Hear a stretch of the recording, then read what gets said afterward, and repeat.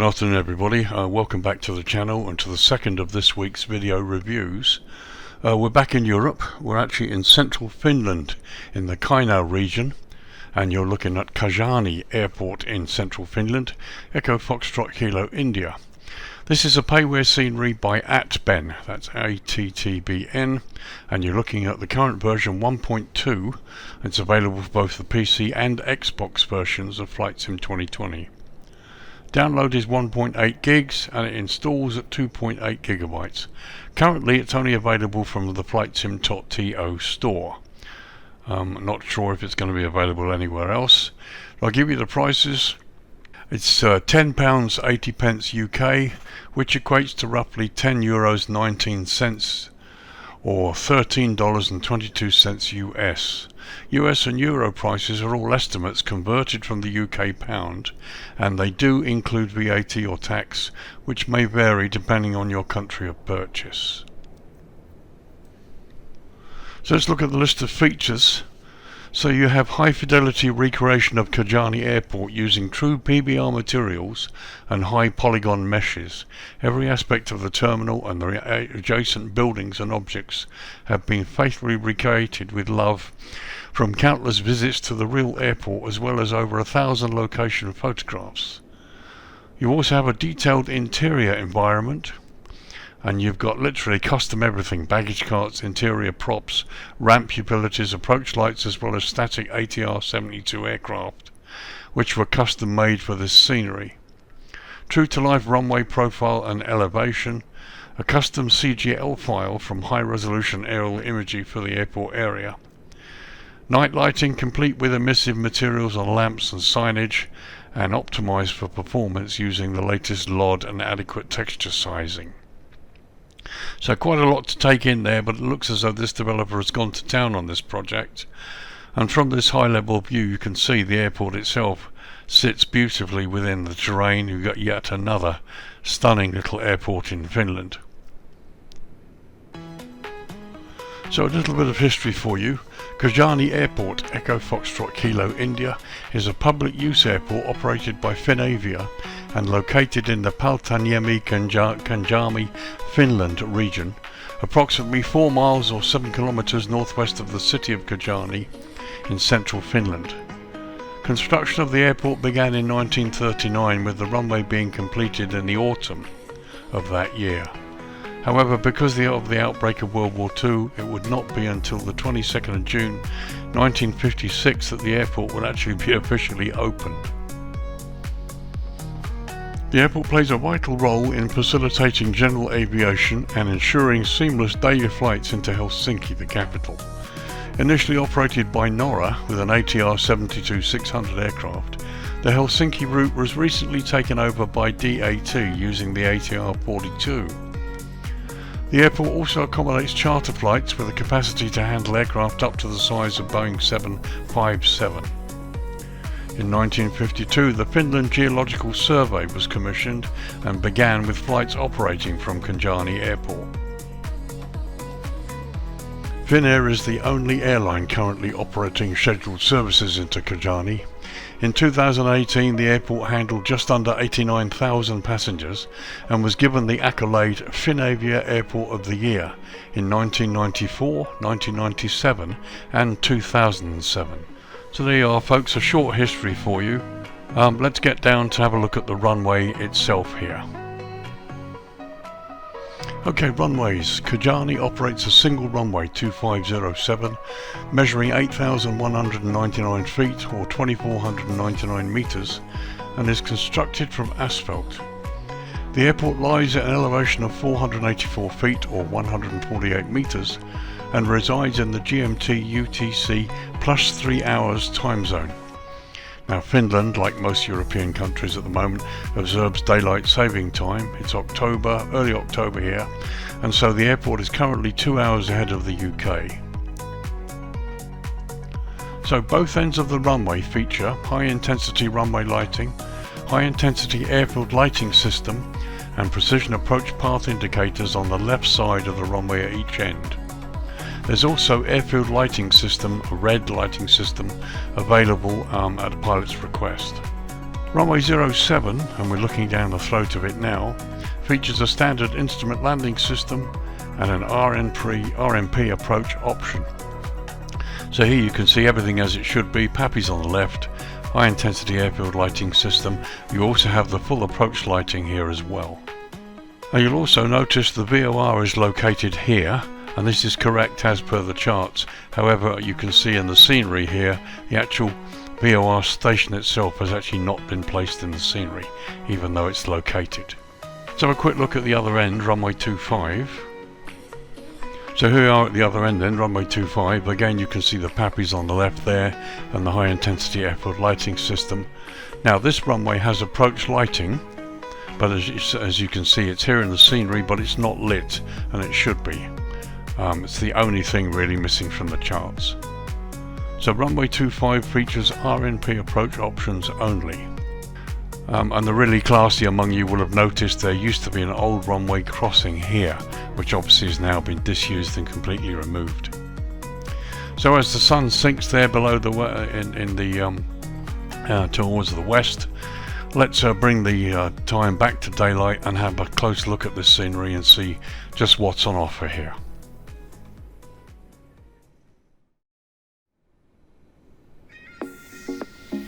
Okay, for a change we'll start with some ramp shots here. Here's my 737-800 parked on stand 3, I think it is. As you can see, no jetways here, so we'll have a close look at some of the bits and pieces here around the ramp. The ramp itself looks nice, the concrete looks good, it's weathered, the appropriate fracturing is there for you to see as well. There's some really nice building modelling going on here. Here you can see the fracturing in the concrete. All of the buildings are nicely constructed and they're weathered as well. You've got weathering and really high attention to detail everywhere. And just a couple of shots here of some of the hangars that are just slightly away from the main terminal area. Again, nicely constructed buildings, typical of this part of the world. And there's the other side. So a quick shot across the ramp from a slightly higher level, and you can see where these buildings sit. I mean, the detail is lovely. Buildings look nice, and here you've got various gates, bits of fence line. Here you can clearly see the weathering. Here's the ATR that we'll have a close look in a minute. So here's the fuel station, and a look at that building from the other side. A nicely constructed airfield gate there. It's I think this is a hydraulic sliding gate. You've got a power source here, and these gates open either side. Some nice brick weathering on this building here, and you've even got the radio poles as well. A closer look at that building. I mean, the brickwork is beautiful. See if there's anything inside. Okay, so from this shot you can see the interior is developed in as much as it's built, but there's no internal development, which is fine. But just from this shot you can see the weathering and the attention to detail here. The weathering on the brickwork, these bricks are beautifully done. And here on the gate stanchion, this really looks, it looks completely real. Even the bottom of the fence line stanchions are weathered. So a couple of shots of the outside airside part of the main terminal here. And from this shot you can see inside through the glass, and we can see that there's internal development. Again, some nice modelling, some slight weathering on the building. It looks really nice, very, very nice. Before we go inside, let's have a look at the tower. So here's the tower from the outside. It looks very, very nice. It's a bit cleaner than most, but there is some weathering on the other side. Let's go into the top, see if there's any in there. Okay, again, the inside is constructed, but there's no development within the tower itself. And from the ground level you can see inside the tower, lower part there is some kind of development inside here, probably part of the terminal.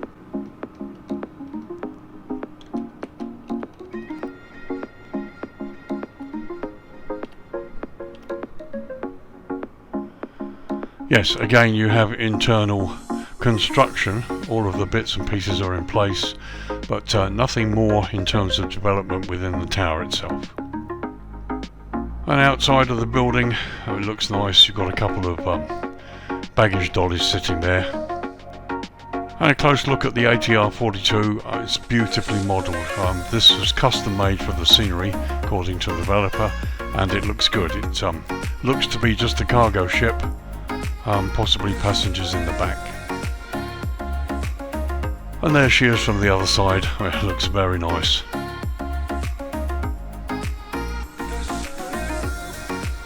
So let's go in through the glass into the terminal and have a look at the internal development here.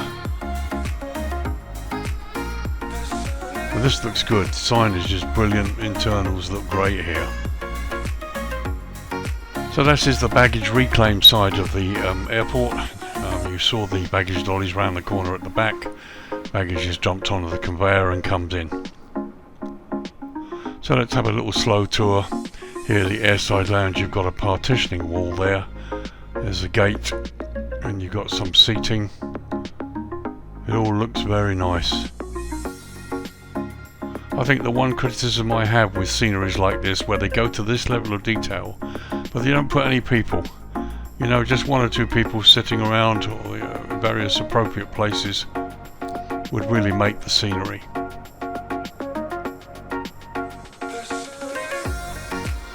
But it's very nice, nicely modelled. Really is just lovely. The signage is good. Can't see a security area though.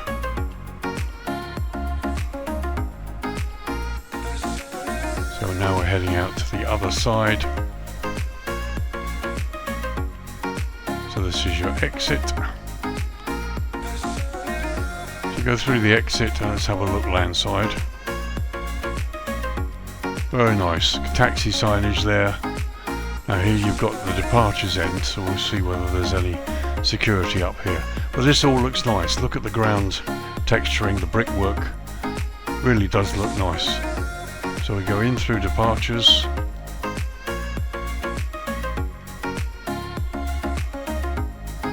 So check-in stations there.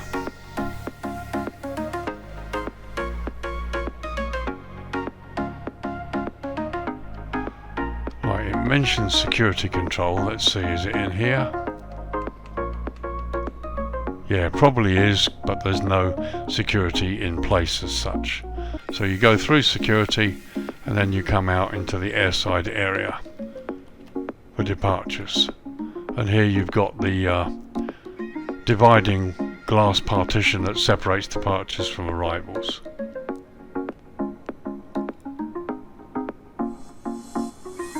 So we come out across the landside car park here. Again, some nice 3D modelling here. Cars parked in the appropriate spaces. And again, the fence line, the weathering, all of this makes it look really real. Very, very nicely done.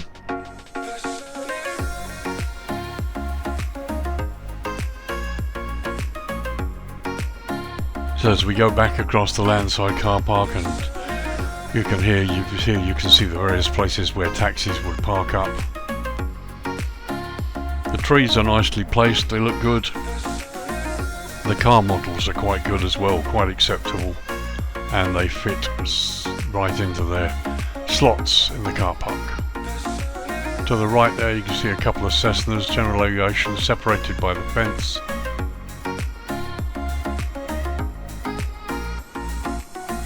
And here you've got a bus pickup point, and there's a telephone in there as well, I believe.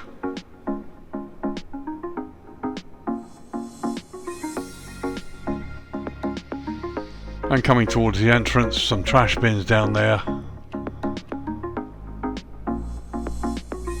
And this is the entrance to the airport. And it all looks good.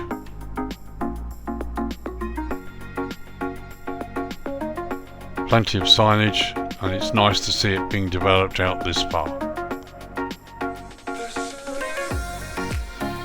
Here's the runway 07 threshold. Again, the runway, it looks nice, concrete's nicely, or rather the asphalt is nicely modelled there. You've got cracks in it, which is what you would expect to see. There's the ILS antenna to the left.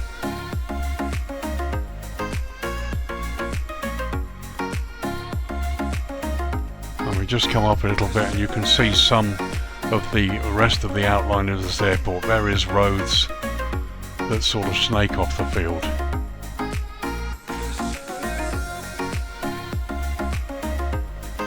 You can see what's left of the old runway here too. So we'll do a quick pass over here. There you can see the windsock to the right there. And another look at the old part of the runway.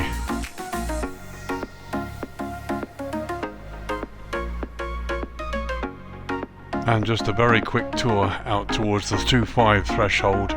Again, you can see various exits off the runway, roads to the left there. Obviously not used by aircraft, but would certainly be used by vehicles, possibly emergency vehicles. Very, very nice indeed.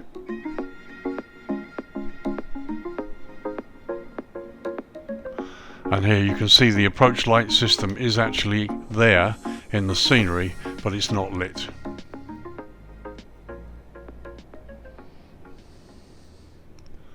So there you go, a brief tour during the day. Let's lower the lighting down to dusk now and have a look at the dynamic lighting on the field. Well, as you can see, I've had to go right down to night time before we get any lighting on the ramp area at all. There's nothing at sunset, although the sun going down in the distance looks really nice. There really is no lighting on the ramp area at all until you get well after dark. It's now 8 PM local time, and as you can see, we're well after dark here. And that's looking to the runway 25 threshold up there. So let's get down to the ramp and see what it's like down here. So here we are looking directly at the terminal. The ATR-72 is right in front of us. Here's my aircraft, and you can see really minimal amount of lighting. Not even the terminal is looking very bright, not really sure why. Let's go up a little closer. So here we are looking at the front of the terminal airside, and you've got these really high intensity lamps up here, but they're really not providing much in the way of light at all. You've got down lighting here that provides lighting at the airside part of the terminal here. Nice lighting on the signage, a little bit of lighting coming from inside the windows, and the parking signs are well lit. But as you can see from this shot, the actual ramp parking light is ridiculous. It's not really even there. This is all you've got. So this needs to be fixed. This lighting needs to be a lot better. You're going to have real trouble flying in here after dark, finding your way around, bearing in mind there are no jetways, there's no centerline lighting anywhere. So this is going to be interesting to say the least. See there, we're looking back across the ramp. You can't even see any centerline lights or edge lights to help you find your way from the runway into the apron here. You're going to have to rely on your nose gear lights and the map. Let's go landside. So interesting, landside is actually brighter than airside. Again, the light is coming directly from the correct sort of light stanchions here. You've got them here. And this all looks quite nice. No real problems with this. It's very subtle and it looks quite good. And looking in the other direction, you can see there's the terminal sign, and this is all okay, but as you get further up here, just no light at all. But you can see big stanchion lights, and they're really not providing the sort of light airside that you would expect. Not really sure what that is, but anyway, it's a sort of an Asobo globe sitting up there in the sky somewhere landside of the airport. So there's an overview. You can see landside directly in front of us, and here you can see airside. There really is not a lot of light at all.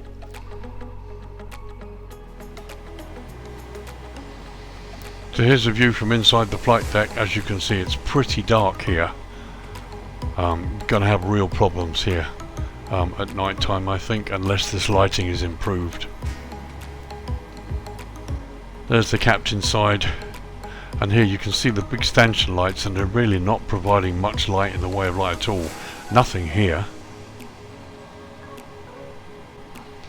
And again, looking at the first officer's window. So here's the view at 6:25 as the sun goes down. And as you can see, the ramp lighting, these lights are on, but there really is not much in the way of lighting at all. So probably 6:30, something like that, 6:45 is probably the latest I'd like to get in here, given the amount of lighting. Here's a quick look landside. Again, minimal lighting. And here's airside again. There's not a lot of light around at all. You've got these huge lights situated around, which really should be providing a lot more light than they currently do. So I think possibly that needs to be fixed. So yeah, I'm probably about 6:30 in the evening, just really before sunset. You don't really want to get into this airport after sunset. You're going to have real problems finding your way around. So another quick look across the airside ramp in the other direction. Here you can see the lines to show you where to park.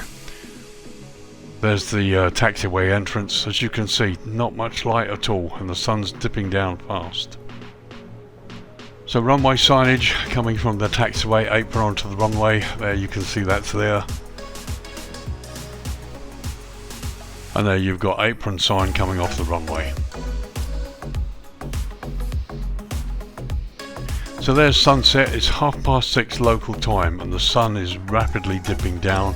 There's just a red glow left. And as you can see, practically no ramp lighting at all, even though you've got the big lamps lit. This needs to be fixed, in my opinion. The lighting needs to be really redone here. Certainly this is a Payware scenery, not a freeware. And this needs to be fixed. Need to remove that, whatever it is. I really don't know what it is. It looks like just an Asobo globe, wrongly coloured, floating above the airport. So that needs to be fixed.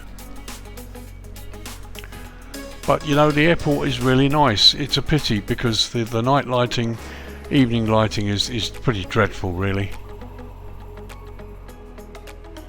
So this is 10 PM local time. And as you can see, the ramp area, there really is not much lighting to talk about. It really does need to be improved.